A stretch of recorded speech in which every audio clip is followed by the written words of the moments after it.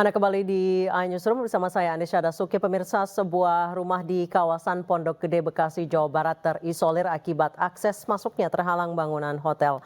Akibatnya pemilik rumah hanya bisa mengakses rumahnya lewat saluran air.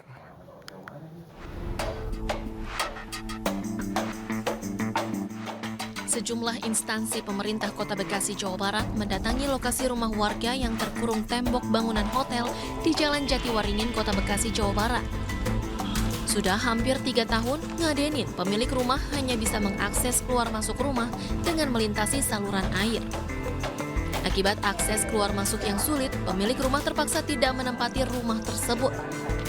Rencananya pihak kecamatan akan memfasilitasi dinas terkait dengan pemilik hotel dan Ngadenin selaku warga yang rumahnya terdampak.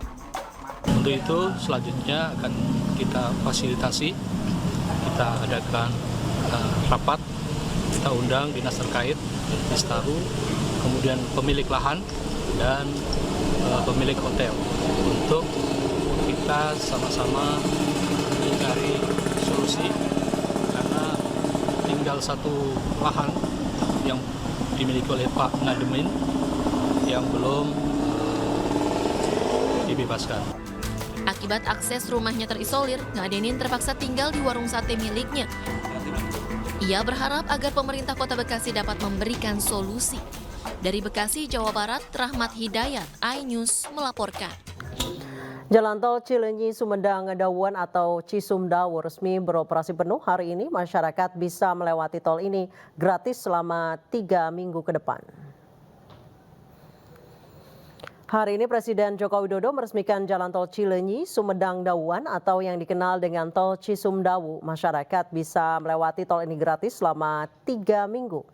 Pembangunan tol Cisumdawu memakan waktu selama 12 tahun mulai dari 2011. Sementara anggaran pembangunan proyek jalan tol Cisumdawu mencapai 18,3 triliun rupiah. Sejumlah masalah sempat terjadi selama pembangunan proyek ini, padahal tol Cisumdawu diharapkan dapat mendukung penuh operasional Bandara Internasional Kertajati.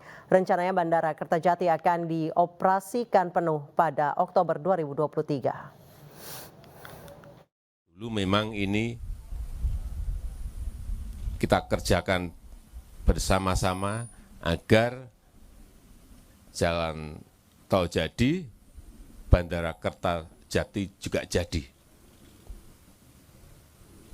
Berbarengan, Bandara Kertajati, Airport Kertajati rampung, jalan tol Cisumdawu rampung. Tetapi sekali lagi karena urusan pembebasan lahan, Airport Kertajatinya selesai, tolnya belum selesai, sehingga ini mengganggu operasional dari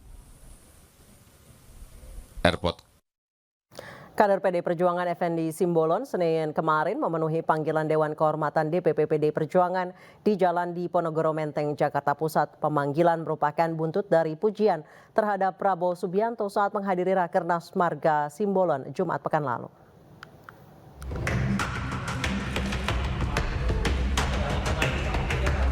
Kader PDIP yang juga anggota DPR RI Effendi Simbolon Senin siang memenuhi panggilan Dewan Kehormatan PDIP di kantor DPP PDIP Jalan Diponegoro Menteng, Jakarta Pusat.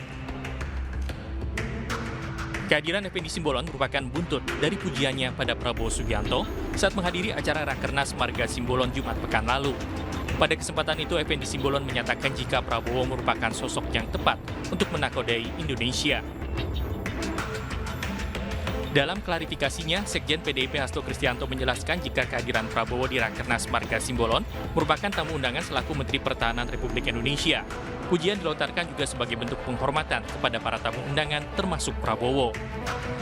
Jadi karena sebagai tuan rumah di dalam pelaksanaan kongres tersebut, Rakernas ya, dari keluarga Simbolon sedunia, ya, di situ sebagai tuan rumah kan memberikan puji-pujian ya kepada seluruh tamu yang datang. Kan tamu yang datang tidak mungkin dikritik di depan umum, kan tidak mungkin. Jadi telah dilakukan klarifikasi. Buktinya tadi di dalam pembahasan kebijakan pertahanan, Pak Effendi Simbolon juga bersifat objektif dan juga menegaskan bahwa kebijakan pengadaan Miraj pesawat bekas tersebut itu tidak tepat dan bahkan berpotensi melanggar undang-undang.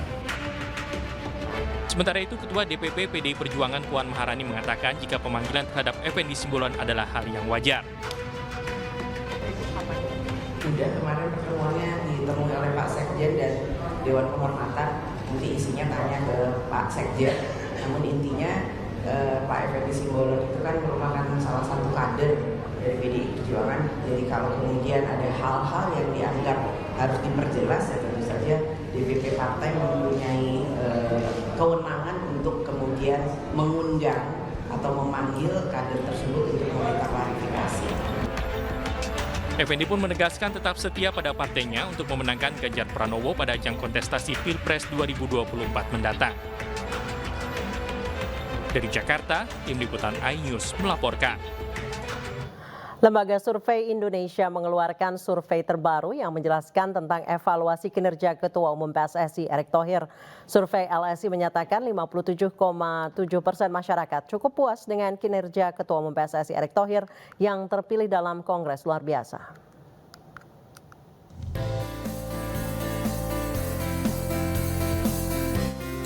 Lembaga Survei Indonesia mengeluarkan survei terbaru. Di dalamnya terdapat penjelasan tentang terpilihnya Ketua Umum PSSI Erick Thohir dalam Kongres luar biasa. Hasil survei ini berdasarkan jajak pendapat Lingkar Survei Indonesia atau LSI dari penilaian masyarakat terhadap Erick Thohir sebagai Ketua Umum PSSI. Persepsi masyarakat terkait dengan evaluasi kinerja Ketua Umum PSSI Erick Thohir. Dari hasil survei yang mengetahui Erick Thohir sebagai Ketua Umum PSSI yang baru, mayoritas menjawab cukup puas dengan kinerja Ketua Umum PSSI dengan persentase 57,7%. Kemudian sebanyak 32,7% sangat puas, lalu 4,4% kurang puas, sedangkan 0,6% tidak puas sama sekali, dan 4,7% menjawab tidak tahu. Pemerintah Provinsi Jawa Tengah melaksanakan program bantuan rumah tidak layak huni bagi masyarakat di Kabupaten Rembang. RTLH ini merupakan program yang dinilai mampu mengurangi angka kemiskinan ekstrem di Jawa Tengah.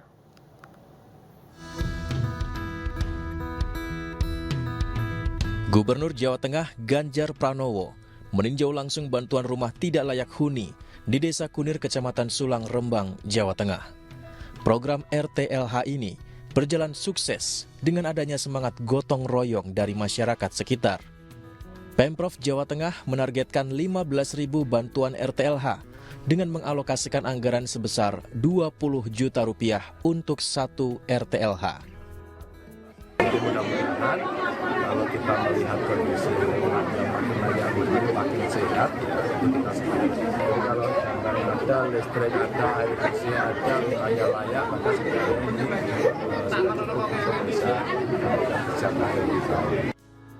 Dalam kunjungannya ke Kabupaten Rembang, Ganjar Pranowo juga meninjau bangunan embung yang menjadi suplai air alternatif untuk perkebunan di Kelurahan Glebek. Bakal calon Presiden PDI Perjuangan yang juga didukung oleh Partai Perindo ini menyayangkan dan menegur penggarap embung untuk segera memperbaiki perengan embung yang sudah retak dan ambles. Dari Rembang, Jawa Tengah, Heri Purnomo, iNews TV melaporkan. Lembaga Survei Indonesia merilis terkait peta kompetisi Pilpres. Usai jeda, iNewsroom akan kembali dengan dialog Partai Perindo meningkat tempel Demokrat. Informasi selengkapnya usai jeda.